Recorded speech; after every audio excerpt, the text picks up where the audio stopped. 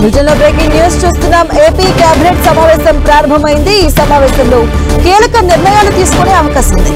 ప్రధానంగా రాష్ట్రంలో భూ కేటాయింపులపై చర్చిస్తారని తెలుస్తుంది.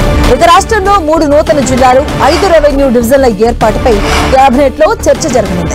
మదనపల్లె, మార్కాపురం, పోలవరం జిల్లాలు 5 రెవెన్యూ డివిజన్ల ఏర్పాటుకు ఇప్పటికే మంత్రివర్గ ఉపసంఘం సిఫార్సు చేసింది.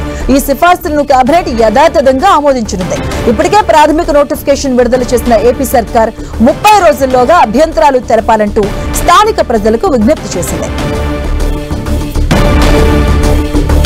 ఏపీ కేబినెట్ సమావేశం స్టార్ట్ అయింది. దీనికి సంబంధించిన పూర్తి అప్డేట్స్ మా కరెస్పాండెంట్ విజయ్ చంద్ర అందిస్తారు. విజయ్ చంద్ర.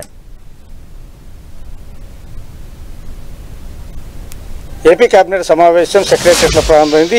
ఈ కేబినెట్ సమావేశంలో ప్రధానంగా 26 అంశాలకు సంబంధించిన అజెండాతో కేబినెట్ ప్రారంభమైంది. వీటన్నిటిని కూడాను డిస్కషన్ చేయడం జరుగుతూ ఉంది.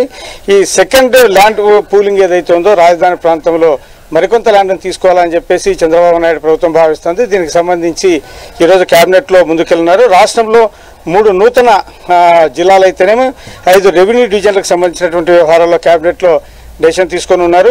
మదనపల్లి, మార్కాపురం, పోలవరం జిల్లాలకు సంబంధించి అలాగే 5 రెవెన్యూ జిల్లాలకు సంబంధించి ఇప్పటికే మంత్రివర్గ ఉపసంఘం దీనికి సంబంధించి సిఫారసు చేయడం జరిగింది. దాని మీద నిర్ణయం తీసుకున్నారు. అలాగే ఇప్పటికీ ప్రాథమిక నోటిఫికేషన్ విడుదల చేసింది. 30 రోజుల్లోగా అభ్యంతరాలు తెలపాలని చెప్పేసి చేసినటువంటి ఏదైతే కనుక ఉందో దానికి సంబంధించిన అన్ని వ్యవహారాలను కూడా పూర్తి అవుతున్న నేపథ్యంలో కేబినెట్ దీనికి సంబంధించిన నిర్ణయం తీసుకుని ఉంది. ఏపీ మార్కెట్ ద్వారా అగ్రికల్చర్ మార్కెటింగ్ శాఖ ద్వారా 5,000 కోట్లు వర్కింగ్ క్యాపిటల్ దానికి సంబంధించి ఎవిడెన్సీ పొందేందుకు కేబినెట్లో ఆమోదం తీసుకున్నారు. ఈ మొత్తాన్ని ఏపీ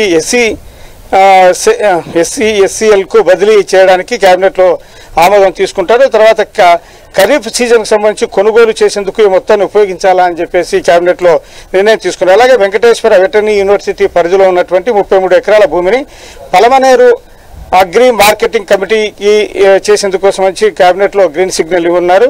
ఏపీ నూర్బాషు దూదేకుల కులానికి సంబంధించినటువంటి కోఆపరేటివ్ ఫైనాన్స్ కార్పొరేషన్ ఏర్పాటు చేసేందుకు కేబినెట్లో ఆమోదం తెలుపుతున్నారు. ఈఎల్బీలో వస్తువుల ప్రదర్శన, సేవలు, రూల్స్ ఏర్పాటుకు సంబంధించినటువంటి వాటి మీద ఆ రూల్స్ నిబంధనలకు ఏవైతే ఉన్నాయో వాటికి సంబంధించినటువంటి ఏర్పాటు తీసుకోవడం మీద కూడా కేబినెట్లో ఆమోదం పొందనుంది.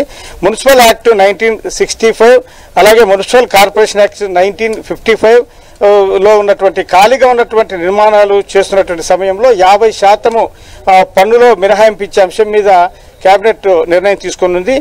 ఈ పట్టణ స్థానిక సంస్థల్లో AP regulation and control of display devices ఏర్పాటుకు కేబినెట్ ఆమోదం తెలుపుతుంది. రాజధానిలో మరో 16,666.57 ఎకరాల భూ సమీకరణ కిందాక మనం చెప్పుకున్నట్లు దానికి సంబంధించినటువంటి సిఆర్డీఏకి అంటే ఈ పూలింగ్లోకి తీసుకునేందుకు సిఆర్డీఏకి అనుమతి ఇచ్చేందుకు కేబినెట్ ఆమోదం తెలిపింది. పట్టణాభివృద్ధి శాఖలో పలు చట్ట సవరణలకు కూడా ఈ కేబినెట్లో ఆమోదం తెలుపున్నారు. ఇంధన శాఖ నాబార్డు నుంచి రుణం పొందేందుకు ప్రభుత్వ గ్యారంటీ ఇచ్చేందుకు వచ్చినటువంటి ప్రతిపాదన ఏదైతే ఉందో దానికి కేబినెట్లో నిర్ణయం తీసుకున్నారు.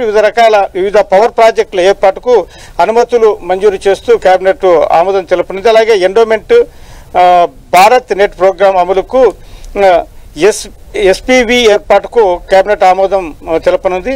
ఏపీ ఫుడ్ ప్రాసెసింగ్ సొసైటీలో డిప్యుటేషన్ ఒప్పంద పద్ధతిలో 16 పోస్టులకు కేబినెట్లో ఆమోదం తెలుపుతున్నారు. అలాగే పంచాయతీరాజ్ చట్టంలో పలు సవరణలకు కేబినెట్లో ఆమోదం తెలుపుతారు. పోలవరం ప్రాజెక్టు పరిధిలో ఉన్నటువంటి పనులకు సంబంధించినటువంటి 542.85 కోట్ల పనులకు పరిపాలనా అనుమతులు ఈ కేబినెట్లో తెలుపుతున్నారు. వివిధ సంస్థలకు భూ కేటాయింపులకు కూడా ఈ కేబినెట్లో ఆమోదం పొందనుంది. Right, thank you Vijay Chandran.